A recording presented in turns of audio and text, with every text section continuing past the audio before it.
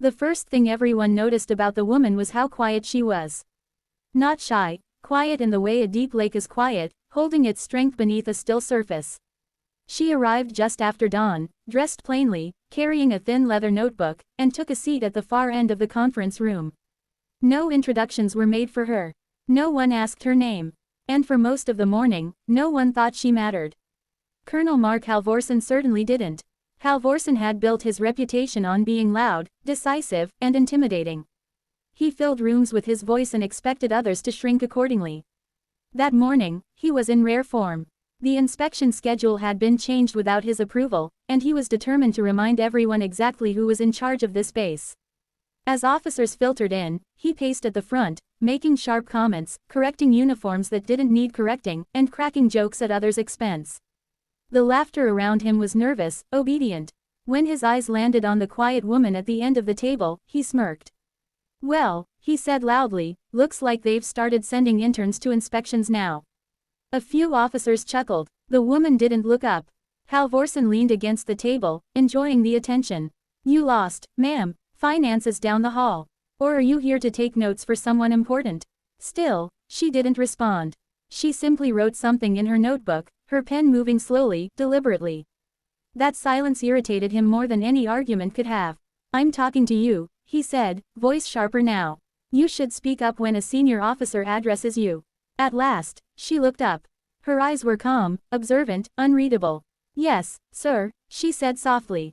2 words. No apology. No explanation. Something about her tone unsettled him, but he brushed it off. He had a room to dominate. The inspection began, and with it came Halvorsen's running commentary. He interrupted briefings, corrected captains mid-sentence, and dismissed concerns with a wave of his hand. Every mistake, real or imagined, became a public lesson. He seemed to draw energy from the discomfort of others. The quiet woman followed silently from room to room, always a step behind, always writing. When equipment logs were presented, she studied them closely. When maintenance crews explained delays, she listened without interrupting. Halvorsen noticed her notes piling up and scoffed. "Careful," he said at one point, loud enough for the hallway to hear. "Your hand might get tired writing all that down. Not everything here is worth reporting." She met his gaze briefly. "I'll decide that," she replied, still calm. The hallway went quiet. Halvorsen laughed, a short, humorless sound. "Confident, aren't we?" She said nothing more. By mid-morning, the tension had settled deep into the base like a storm cloud. Officers whispered to each other. Enlisted personnel avoided eye contact.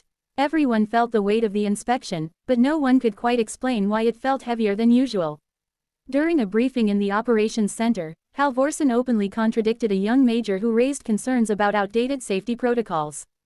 The major's voice faltered as Halvorsen dismissed him with a cutting remark.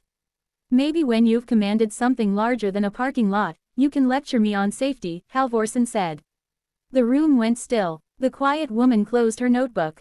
"Colonel," she said. It was the first time she had spoken without being addressed. Her voice was still soft, but it carried. Halvorsen turned, irritation flashing across his face. "What is it now?" "You interrupted the major," she said. He wasn't finished. A few officers shifted uncomfortably. No one spoke to Halvorsen like that. Ever. He stared at her, disbelief turning into anger. "Excuse me." She didn't raise her voice. She didn't change her expression. His concern was valid, and dismissing it doesn't make the risk disappear. For a moment, Halvorsen looked ready to explode. Then he smiled, a thin, dangerous smile. "Who do you think you are?" he asked. "You've been quiet all morning, scribbling in that notebook, and now you want to run my briefing." She stood, and in that simple motion, something in the room shifted. "My name is Eleanor Graves," she said. "And I'm here to observe, not to be intimidated." Halvorsen scoffed. "Observe for who?" She reached into her jacket and produced a folded document, setting it gently on the table. The seal on the front caught the light. The laughter died instantly. Eleanor slid the document toward him. "Inspector General's office." The silence that followed was absolute. Halvorsen's smile froze. He stared at the seal, then at her, then back at the seal, as if willing it to be a mistake. This isn't funny," he said. "It's not meant to be," Eleanor replied. The color drained from his face as he opened the document, his hands suddenly less steady. His eyes moved quickly across the page. His jaw tightened. Around them, officers stood rigid, barely breathing. Eleanor continued, her voice even. This inspection was unannounced by design. My role is to assess leadership conduct, operational readiness, and compliance, including how senior officers treat their subordinates. Halvorsen swallowed. All morning, she said, you've demonstrated a pattern of behavior that relies on humiliation rather than leadership. Fear instead of accountability, and ego instead of responsibility.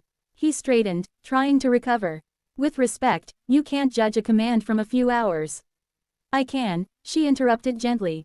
Because how you lead when you think no one important is watching is exactly how you lead. That landed harder than any shout could have. Eleanor looked around the room. The major raised a safety concern. It was dismissed. That concern will be addressed immediately. She turned back to Halvorsen. This briefing will continue, without interruptions. For the first time that morning, Halvorsen said nothing. The rest of the inspection unfolded differently. Eleanor asked questions, precise, thoughtful ones. She listened. She encouraged officers to speak freely, and when they did, she protected them from retaliation with her presence alone. Slowly, shoulders relaxed, voices steadied, truth began to surface. By early afternoon, the base felt different. Not lighter, honest. At the final debrief, Eleanor stood at the head of the room. Halvorsen sat among the others, silent. Leadership, she said, is not volume. It is not fear, and it is not performance. It is responsibility, exercised with humility. Her eyes met Halvorsen's. There was no triumph in them. Only resolve. This inspection will result in formal findings, she continued. But more importantly, it's an opportunity for change. After the room cleared, Halvorsen remained seated. Eleanor gathered her notebook, preparing to leave, when he finally spoke. I didn't know, he said quietly. She paused. That's the point. He looked up at her, something broken in his expression. I thought strength meant never letting anyone see weakness. Eleanor nodded once. True strength is making sure others don't have to live in fear of yours.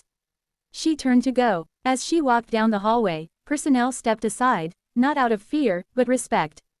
The quiet woman passed through, her footsteps steady, her notebook full. By the next morning, the base buzzed with rumors of accountability, of changes coming, of a leader forced to confront his own reflection. And for many, it was the first time they believed that silence could be stronger than shouting, and humility more powerful than mockery. Because sometimes, the most important voice in the room is the one that waits, listening, until the truth is ready to be heard.